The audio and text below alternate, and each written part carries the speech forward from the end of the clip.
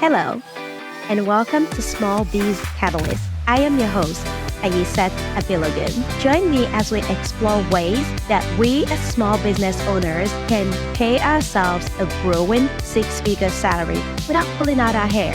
Whether you're a small business owner or an economic development professional, this show is for you. Let's explore together. And if you listen to the end, I will share some grants that might be beneficial to your business.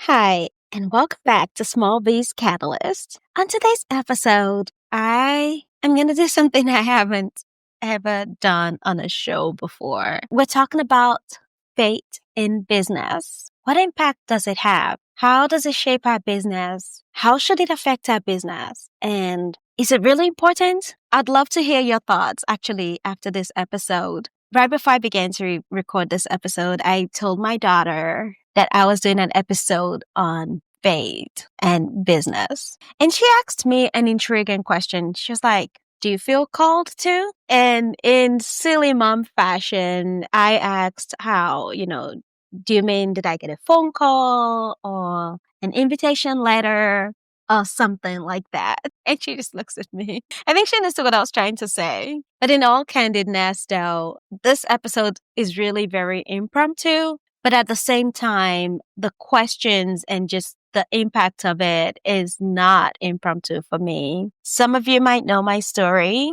Many of you probably don't. I grew up with a disciplinarian dad who was a Muslim. And as a little girl, I was always very obedient. I was the least spanked kid. Okay, so some of you may know that I have a Nigerian heritage. Back in my time, spanking was the solution to everything. I mean, everything. It solved all problems. You had a crying child, you spank them, they stop crying. You have a child that didn't listen, you spank them, they'll listen. I mean, it literally, you have a child that, honestly, I remember talking to a friend, and she's a principal, and, she had a child who wasn't doing well in school, and so she had held him back after school, and yeah. There was spanking involved. You don't understand the lesson. You do get some spanking, and honestly, it works. I don't know. Sometimes. Oh my gosh. So many things coming to memory right now. You have a child who beds wet, you spank them, and problem solved. You all know that spanking does not solve all problems. It doesn't. But that was the solution back then when I was growing up in Nigeria. And so you have a child who walks away from your fate, your family fate, you disown them or spank them into alignment. And I didn't get no shortage of that either. So as I digressed, but coming back, as a young girl, I was really a very compliant, obedient, law-abiding girl. And, I didn't get into much trouble. Of course, as I got older, my teenage years afforded me those teenage privileges where I could, fearfully once in a lifetime talk back to my parents, which of course you all know it's unheard of in a Nigerian home, which is why as adults, most of us scream. Ever see a Nigerian on the phone, they're yelling. Yeah, it's from all of those repressed emotions that's in their childhood. Again, I digress, I'm sorry. But I grew up back to my story, grew up in a predominantly Muslim home. Thankfully, my dad practices faith by himself most of the time. But around the Ramadan period, we did have a lot of family involvement because he expected us all to fast together. And, of course, you get rewarded for doing all those good things. And then we all prayed together in the Muslim way. But somewhere around fifth grade, there was a part of me that wanted my belief to be mine. And so I started searching for God without really knowing what I was doing. I wanted to have a relationship with God. I wanted to know God, whoever he was, for myself. And I wanted to follow him with all of my heart. Not because my parents did or because anybody else did, but just for me. And so I had that yearning, that hunger for God. And I lived near a church, I would listen to their worship songs sometimes at night when they had visuals. And I had committed to even going to the mosque by myself and even without my parents. And I never discussed it with my dad. But in 12th grade, I went to secondary school, which is similar to I said the 12th grade. In 6th grade, I went to a boarding school in a secondary school, which is part middle school, part high school. So 3 years of middle school and 3 years of high school. And I met a girl on my first day, and she was a daughter of my mom's friend. And she that night told me, just explained the story of Jesus to me, start to finish, no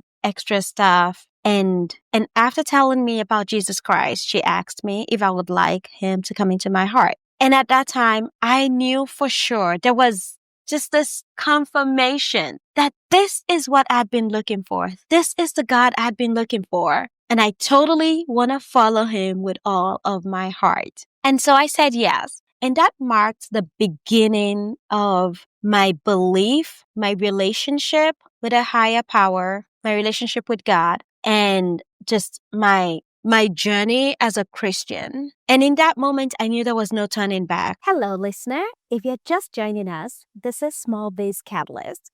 And I'd like to introduce you to something happening very soon. It's the Texas Entrepreneur Ecosystem Summit. It is the virtual summit, and it's happening on August 27th from 9 a.m. to 11 a.m. Central Time. This summit is all about helping entrepreneurs across Texas grow stronger and more resilient. We've got some great speakers lined up for you, like Ken Malcolmson, who is the president and CEO of the North Dallas Chamber of Commerce, Andy Stoll, the CEO of eShip Alliance, and Akim Shannon, an investor who you might recognize from Shark Tank. At this summit, we'll be looking into real solutions for real problems entrepreneurs face every day. Things like access to funding, capacity support, workforce solution, and finding the right networks. Great news! This summit is totally free to you. You can join from anywhere,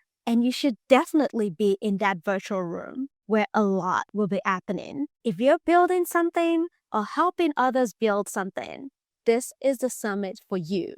We have our resource partners who will be there, ready and willing to meet you. And we'll have economic development professionals who will be there to share all that's happening in their communities with you. Head over to texasecosystem.org/events to register. I'll see you there.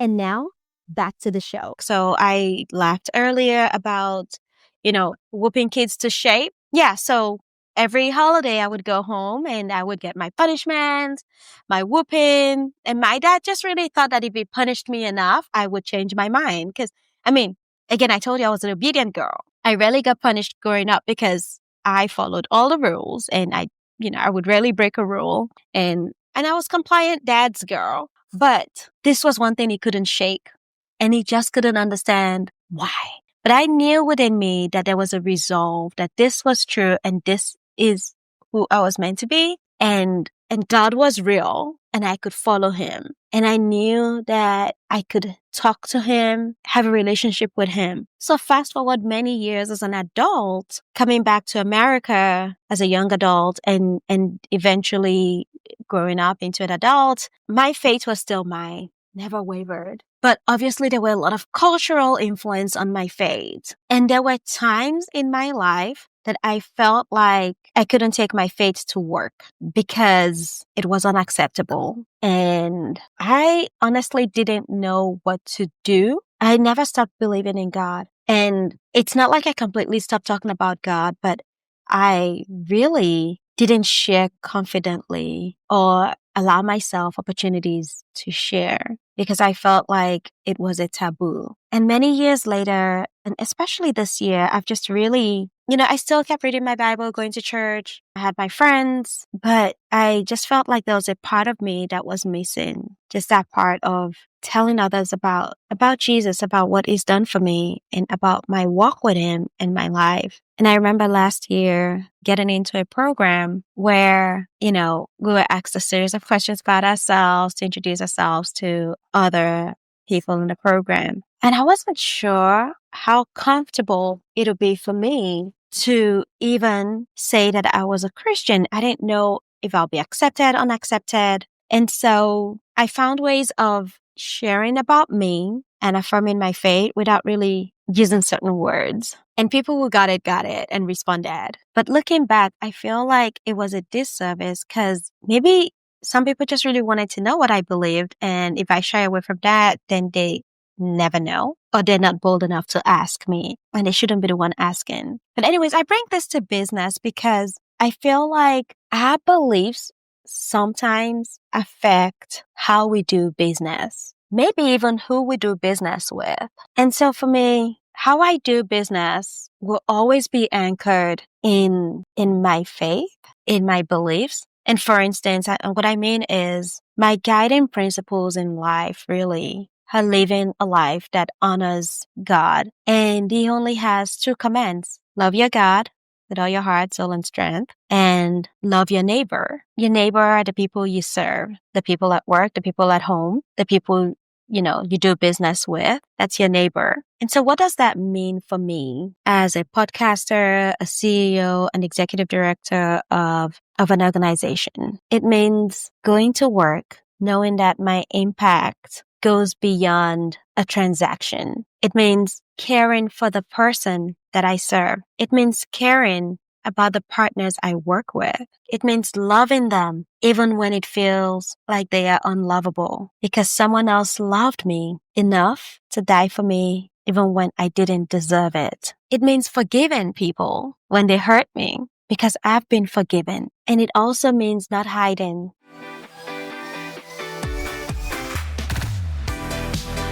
So, my question to you, how does your faith affect your business? I know not everyone listening to me believes the same thing that I do, but I'm curious. I'm curious about how your belief affects your business. And if you sometimes struggle like me, living out your faith because you feel like it may not be welcomed. Thanks for listening to this episode. If any of this resonates with you, I really want to hear from you. I know this is not the norm, and people have their thoughts on what's right and wrong to share in business. I think we're a whole person. Our faith, our beliefs, our cultures, our environment are all a part of who we are. And this is a part of me. And as I get older, I realize it's not a part of me that I want to ignore or deny or diminish. It's a part of me that I want more people to know about, even when I'm not perfect, especially because I'm not perfect. And I think that's been part of my fear is, what if people don't see me living out a loving, godly life? How would that affect them? But I think that's okay, because there's only one person, according to the Bible, who's walked on this earth and holy, and he's Jesus. And so forgive me if I'm imperfect. I don't think I ever will be, at least not on this side of heaven. But when you do see me walking in an imperfect way, I encourage you to lovingly correct me. So again, I'd love to hear your thoughts. And if this has been impactful for you, maybe you're listening to this and you feel, and you can relate. You feel like you've been in situations where you feel like you can't even acknowledge your faith because people around you may be offended or do not agree. I hope this encourages you to just embrace who you are and know that whether people accept you or not, there's a God who accepts you and loves you and wants to live through you and wants you to be free in Him. Or maybe you've overcome this already, or you've never had the struggle, and that's great. I know I'm not answering questions today, and I'm not sharing any what might be considered huge impacts or resource for your business. Well, besides the grants that I'll announce later. But hopefully, I'd love to hear from you regardless of what you believe in. Why do you believe and how does it affect your business? Thanks again. And now for the grant announcement. Today's grant is from Daniel and Barbara Chapman Trust, the Chapman Prize. This grant funds programs like employment, economic development, job-related and business grants, housing, shelter, human services, multi-purpose, and other. It's nationwide, and the grant application period is from July 1st through September 30th. For grant application and guidelines, you can go to www.chapmanprize.org/prize-program. And Chapman Prize is CHAPMAN ChapmanPrize.org. The maximum grant amount is $100,000. The deadline is September 30, 2025. The second grant announcement is from Emil Buehler Perpetual Trust. That's Emil, that's EMIL, Buehler, BUER, Perpetual Trust. They fund programs such as employment, economic development, job-related, business grants, science and technology, research institutes, and services. It is a nationwide grant, so you're eligible as long as you're in the U.S. The maximum grant amount is not specified. The deadline is December 1st, 2025, and for grant application, go to wellsfargo.com/private-foundations/Buehler, BUEHLER-perpetual, PERPETUAL trust. And until next time.